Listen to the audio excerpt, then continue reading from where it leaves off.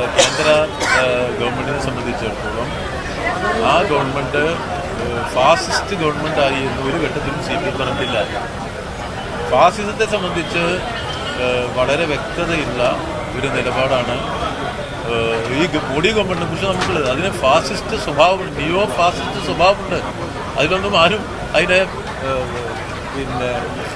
സംരക്ഷിക്കില്ല. ആ ഗവൺമെൻറ്റിൻ്റെ ശരിയായ രാഷ്ട്രീയ ഉള്ളടക്കത്തെ സംബന്ധിച്ചുള്ള ഞങ്ങളുടെ അഭിപ്രായം പറയല്ലേ നമ്മൾ. അതായത് ഫാസിസം എന്ന് പറഞ്ഞാൽ അതിൻ്റെ അർത്ഥ വിശകലനത്തിൽ രണ്ടാം ലോക മഹായുദ്ധ കാലത്ത് രൂപപ്പെട്ടതാണ്. അത് ജർമ്മനിയിൽ, ഇറ്റലിയിൽ, അങ്ങനെയുള്ള രാജ്യങ്ങളിൽ അന്നത്തെ മുതലാളിത്തവും അന്നത്തെ മൂലധന ശക്തികളും ഭരണകൂടവും ഒരുമിപ്പിച്ചുകൊണ്ട് നടത്തിയ അത്യന്തഹീനമായ ജനാധിപത്യ വിധ്വംസക പ്രവർത്തനങ്ങൾ, വംശീയ വിദ്വേഷങ്ങൾ, യുദ്ധത്തിലേക്ക് തന്നെ നയിച്ച ഘടകങ്ങൾ, ഇതെല്ലാം അടങ്ങുന്ന ഒന്നാണ് ഫാസിസം. അത് അന്നത്തെ കാലത്തതാണ്. ആ കാലമല്ലല്ലോ ഇപ്പോൾ കാലം മാറി. അന്നത്തെ മുതലാളിത്തമല്ല ഇപ്പോഴത്തെ മുതലാളിത്തം. അപ്പോൾ ഇപ്പോഴത്തെ മുതലാളിത്തമായ ആഗോളവൽക്കരണ കാലത്തെ ഫാസിസ്റ്റ് സ്വഭാവമുള്ള പ്രവർത്തനങ്ങളെയാണ് നിയോ ഫാസിസം എന്ന വാക്കിലൂടെ നമ്മൾ പറയുന്നത്. അപ്പോൾ നിയോ ഫാസിസത്തിൻ്റെ കാലത്ത് മോഡി ഫാസിസ്റ്റ് എന്ന് പറയുന്നത് രൂപപ്പെടുക. അപ്പം നമ്മളെന്താ പറയുക, നിയോ ഫാസിസ്റ്റ് സ്വഭാവമുള്ള ഗവൺമെൻറ്റാണ് ഇന്ന് ഇന്ത്യയിലുള്ളത്. ശരിയായ വിശകലനം അതാണ് CPM നടത്തിയിരിക്കുന്നത്. അത് നരേന്ദ്രമോദിയെ ഫാസിസ്റ്റ് അല്ല എന്ന് പറഞ്ഞുകൊണ്ട് എക്സോണറേറ്റ് ചെയ്യില്ല, ഒഴിവാക്കുകയല്ല. ഇന്നത്തെ നവവലതുപക്ഷത്തിൻ്റെ പുതിയ വലതുപക്ഷ ഭരണകൂടങ്ങളുടെ എല്ലാം രൂപപ്പെടലിലൂടെ വന്നിട്ടുള്ള ആഗോളവൽക്കരണത്തിൻ്റെ ഫാസിസ്റ്റ് സ്വഭാവമുള്ള ഒരു ഭരണകൂടമാണ് ഇന്ത്യയിലുള്ളത്. ഈ യാഥാർത്ഥ്യമായ സത്യസന്ധമായ ശരിയായ ശാസ്ത്രീയമായ ഒരു വിശകലനമാണ് CPM നടത്തുന്നത്.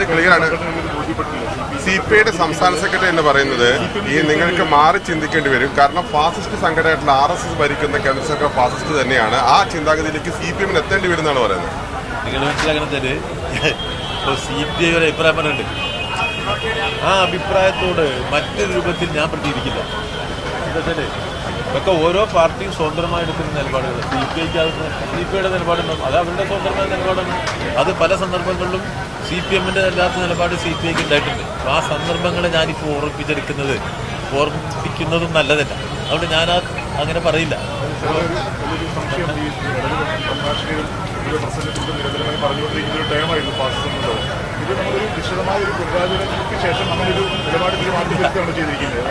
അതെ, വാക്ക് പ്രയോഗിക്കുമ്പോൾ ആൾക്കാർ നിയോ ഫാസിസ്റ്റ് ക്യാരക്ടർ ഇംഗ്ലീഷിന് ശരിയായ മലയാളം, അതായത് പുതിയ ഫാസിസ്റ്റ് സ്വഭാവം എന്നൊക്കെ പ്രസംഗത്തിൻ്റെ മലയാളത്തിൽ പറയുമ്പോൾ എളുപ്പത്തിന് വേണ്ടി ഇപ്പോൾ ആൾക്കാർ ചിലർക്ക് പറയും ഫാസിസ്റ്റ് RSS BJP അത് പറയും. സാധാരണ നമ്മൾ പ്രയോഗിച്ചു വരുന്നത്. കാരണം ഫാസിസത്തെ ന്യായീകരിക്കുന്ന രാഷ്ട്രീയമുള്ളവരാണ് ഇവരുടെ എല്ലാവർക്കും അറിയുന്നത്. BJPക്ക് ഫാസിസത്തെ ന്യായീകരിക്കുന്നവരാണ് BJP. ഫാസിസത്തിൽ നിന്ന് ആവേശം ഉൾക്കൊണ്ടതാണ് RSS. അതൊക്കെ ചരിത്രത്തിൻ്റെ ഭാഗമാണ്. അവിടെ പ്രസംഗങ്ങളിലും വാക്കുകളിലൊക്കെ ചിലപ്പോൾ അങ്ങനെ വരും. ഇത് ഒരു രേഖ തയ്യാറാക്കുമ്പോൾ അത് സൂക്ഷ്മാംശങ്ങളിൽ തന്നെ ശരിയായിരിക്കും. കമ്മ്യൂണിസ്റ്റ് പാർട്ടിയുടെ രാഷ്ട്രീയ പ്രമേയത്തിൻ്റെ രേഖയാണ്. ആ രേഖയിൽ ഇന്ത്യൻ ഭരണകൂടത്തിലെ ഇന്നത്തെ വലതുപക്ഷ ശക്തികളുടെ പ്രവർത്തന ശൈലിയെ സംബന്ധിച്ച് പറയുമ്പോൾ അതിനെ കൃത്യമായ ഒരു രാഷ്ട്രീയ വിശകലനത്തിൻ്റെ അടിസ്ഥാനത്തിൽ പറയേണ്ടതുണ്ട്. അത് കൂടുതൽ വിശദീകരിക്കത്തക്ക രൂപത്തിൽ ആളുകളോട് സംസാരിക്കാൻ കഴിയുന്ന തരത്തിലുള്ള വിശദീകരണങ്ങളും അത് സംബന്ധിച്ച് പാർട്ടി നൽകിയിട്ടുണ്ട്. കേവലമായ ഒരു വാചകത്തിൽ ഒതുക്കുകയല്ല പാർട്ടികൾ. ഇത്തരം ഒരു നിഗമനത്തിലേക്ക് എത്തുന്നത് സംബന്ധിച്ചുള്ള ശരിയായ വിശകലനം സംബന്ധിച്ചുള്ള വിശദീകരണവും പാർട്ടി സമൂഹത്തിന് മുന്നിൽ നൽകിയിട്ടുണ്ട്. രണ്ട് വാക്കുകൾ, ഫാസിസവും ഈ ഫാസിസ്റ്റ് സ്വഭാവവും ഇങ്ങനെ സൂക്ഷ്മമായിട്ട് ഇങ്ങനെ നമ്മൾ തരംതിരിക്കുന്നതിൻ്റെ ഒരു കാരണം എന്താണ്? പെട്ടെന്ന് വിശദീകരിക്കാൻ ഇതിപ്പോൾ സത്യം പറയാണ്ടിരിക്കാൻ പറ്റില്ല എന്ന് തന്നെ അതിൻ്റെ കാരണം